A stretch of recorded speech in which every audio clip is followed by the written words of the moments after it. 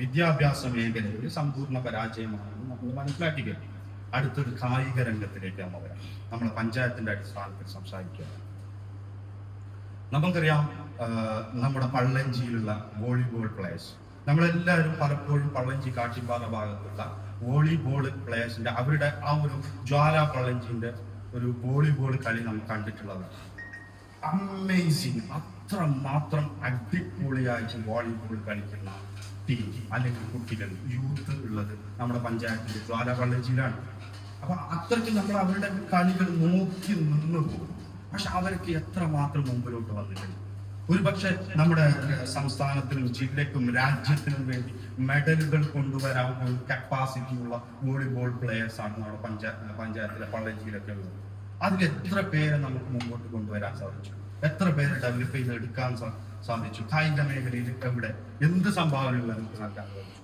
അതിനുശേഷം ക്രിക്കറ്റ് കളിക്കുന്ന നമ്മളെ ബീരാൻ മാഷ്, പരപ്പേലിലുള്ള ബീരാൻ മാഷയുടെ കാലഘട്ടങ്ങളോളം കായികം അതേപോലെ തന്നെ അദ്ദേഹം അധ്യാപകനും കൂടിയാണ് അദ്ദേഹത്തിന്റെ ഒക്കെ. അതേപോലെ തന്നെ വളർന്നോടുള്ള ക്ലബ്ബുകൾ, പഴയ ഒരുപാട് ക്ലബ്ബുകളുണ്ട്. അപ്പൊ ഇതിലൊക്കെ കായിക മേഖലയിൽ തൻ്റെതായ കഴിവുകൾ തെളിയിച്ചിട്ടുള്ള ഒരുപാട് വ്യക്തിത്വങ്ങളുള്ള, അല്ലെങ്കിൽ അത്രമാത്രം കളി ആത്മാർത്ഥമായി സ്പോർട്സിനെ സ്നേഹിക്കുന്ന ഒരു ഒരു ഒരു പുതിയൊരു ജനറേഷൻ തന്നെ നമ്മുടെ മുമ്പിലുണ്ട്. പക്ഷെ ഏറ്റവും ലാസ്റ്റ് ആയിട്ട് നമുക്ക് പറയാൻ പറ്റുന്ന ഈ ഒരു ഇപ്പൊ അടുത്ത് നടന്ന കേരളോത്സവം, എത്രമാത്രം നമ്മളെ പഞ്ചായത്തിൽ സുതാര്യമായിട്ട് കേരളോത്സവം നടത്താൻ പറ്റി. എത്ര ടീം നമുക്ക് ബ്ലോക്കിലേക്ക് പോയി, എത്ര ടീം പഞ്ചായത്തിലേക്ക് പോയി, എന്ത് സംഭവിച്ചു? കായികപരമായിട്ടുള്ള ഒരു മുന്നേറ്റം നമ്മുടെ പഞ്ചായത്തിൽ ഉണ്ടാക്കാൻ സാധിച്ചിട്ടുണ്ട്.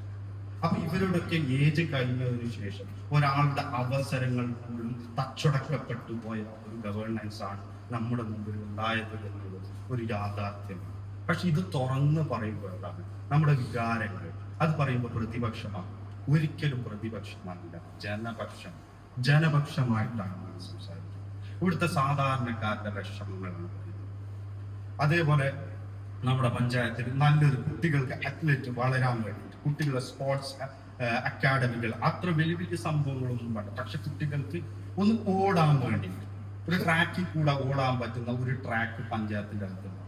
പാണ്ടി ഗവൺമെന്റ് ഹയർ സെക്കൻഡറി സ്കൂളിലെ കുട്ടികൾ ഓടുന്നത് പാണ്ടിയിലെ നീളംപാറ പാറയിലാണ്. കുട്ടികളുടെ സ്പോർട്സ് ഭാഗം എന്ന് പറയുന്നത് പാറയിൽ വേണ്ടിയിട്ടാണ്. ഒരു ട്രാക്ക് ഉണ്ടാക്കാൻ പറ്റില്ല, ഒരു കോർട്ട് ഉണ്ടാക്കാൻ പറ്റില്ല നമ്മുടെ പഞ്ചായത്തിൽ. അപ്പൊ ഇതൊക്കെ ആരുടെ പരാജയമാണ്? ഇത് തുറന്ന് പറയുന്നവരുടെ പരാജയമാണ്. അല്ലെങ്കിൽ നമുക്കൊന്നും കിട്ടുന്നില്ല എന്നുള്ളത് അറിഞ്ഞും കൊണ്ട് മൗനം പാലിക്കുന്ന നമ്മൾക്ക് വേണ്ടി നമ്മളെ ഭരിക്കാൻ നമ്മൾ അയക്കുന്നു ഓരോ വാർഡ്